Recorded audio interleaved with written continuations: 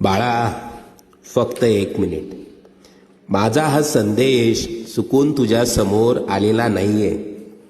बाळा, आम्हाला माहीत आहे तू आतून खूप दुःखी आहेस. तू रोज रडतोय पण जगाला हसरा चेहरा दाखवतोस. तुला वाटत असेल तुझं या जगात कोणीही नाहीये, पण मी आज तुला वचन देत आहे बाळा, आता तुझी परीक्षा संपली आहे.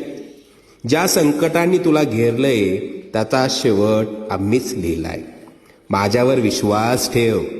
उद्याचा सूर्य तुझ्या आयुष्यात आनंदाची बातमी घेऊन येईल. आता येतील सुखाचे सोन्यासारखे दिवस. लवकरच तुझ्या मनात असलेली इच्छा पूर्ण होऊन अक्कलकोटला येणं होईल. येशील ना? इच्छापूर्तीचे पेढे घेऊन अक्कलकोटला. सगळं मनासारखं होईल. निश्चिंत राहा, सेवा करा, सेवेकरी व्हा.